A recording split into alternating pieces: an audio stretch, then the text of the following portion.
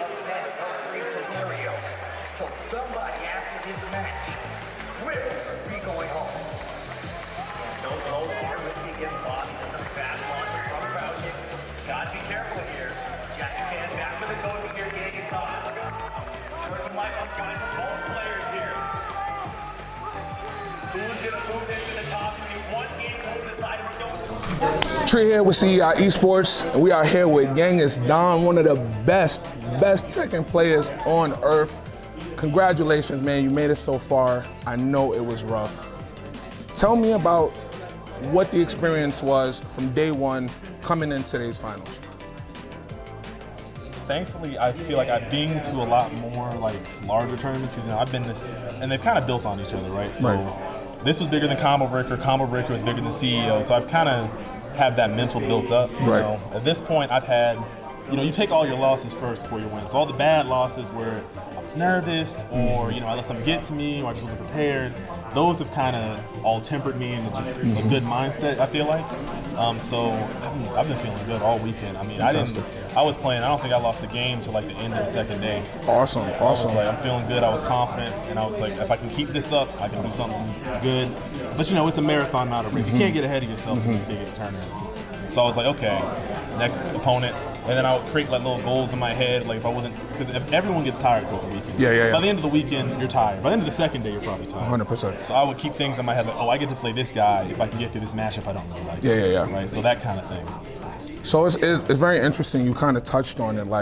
You wasn't losing, you were straight on. So what was it like to have a spike, I guess, in competition or difficulty from when you was first playing to getting to the real nitty gritty with the top contenders? It wasn't too much of a difference because, like I said, I wasn't a fan of the FGC. I didn't know anything about it.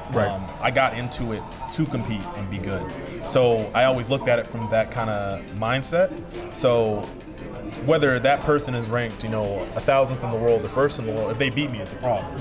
So I always have that mindset of, okay, how do I beat you? Not because better to me, even in my mind, shout out to Arslet. I think he's the Tekken 7 GOAT and all that, but it's never about, if you ask me honestly about Arslet, I'd be like, you think he's a better Tekken player than you? I'd be like, yeah. Do you think he can beat you? I don't think so. Fair enough. It's just how the matchup works. It's how things like that go. So then if I play him and he beats me, I'm like, okay, he did that really well. That was really good. That was a problem for me here. I'm gonna adjust that because it's all personal.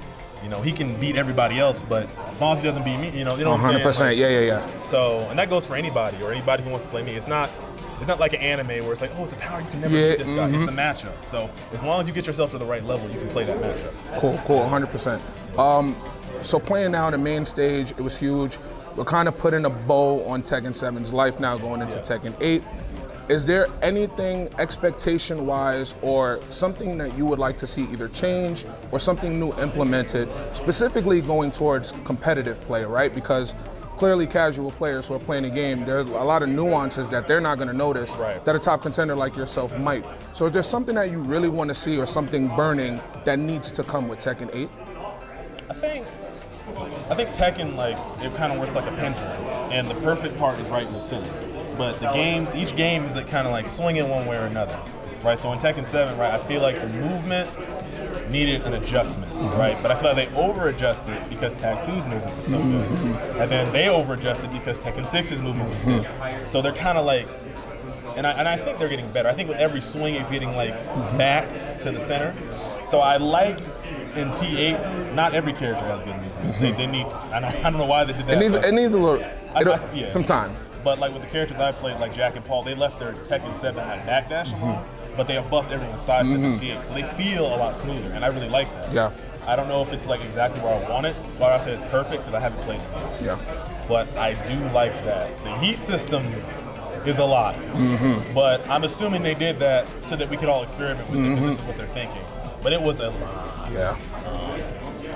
So it's. But I have faith they'll fix it. Cool. They've been bouncing it for 20 years.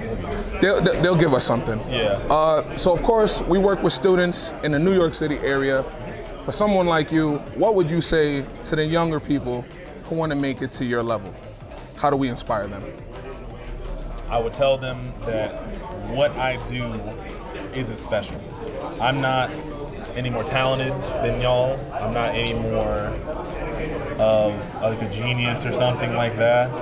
The only difference between me and whoever you guys may think I'm better than or who I beat is how much I've worked to put into it. Everyone has a variety of talents, and that can express itself in a number of different ways, whether it be play style, how quickly you get stuff down, but you play to those strengths. And you will have, everyone has them. They're probably not mine because nobody's the same, or to me to the next person, but there's something you have that will make you good. You just have to get good enough to have all the fundamentals down and then be able to apply your own style to it. But it's just practice. And it's not, when I say practice, I don't mean like, oh, I get off work and I play for an hour. No, I mean like intentional practice. You're going in the lab to learn things. And hours and hours and hours. I think I'm on I know I'm on 5,000 on just my Steam account. I'm probably on like 15,000 now. 5,000. Yeah, that's just Steam. That's not counting, because I play on PS4 before tournaments to get ready. So, and that's not counting obviously tournaments. So it's probably 15,000, 20,000 hours. Man, the effort. It is. It's a mental effort. You have to decide you want to do it. And if you don't want to do it, that's okay. You don't have to be the best. If you want to get to a certain level and be okay, then be okay with it. But don't make excuses about what you want to be. If you want to just be okay, then be proud of that. Right. Who cares? 100%. That's your story. I just wanted it to be the best. I didn't like people beating me. And when I played it, I get joy from figuring out how to improve and beat those top level players. And I keep loving it, so I keep playing it. That is it. The second I don't love that, I will do something else that fulfills me. Fair enough. None of that other stuff matters. It's all your story. You are the main character in your own story. Do not let your mind make you a side character in someone else's. No matter what. So fire. Y'all heard it here first from the Don himself. Genghis D0n, one of the best. Stay tuned. See what he got coming next. Appreciate you.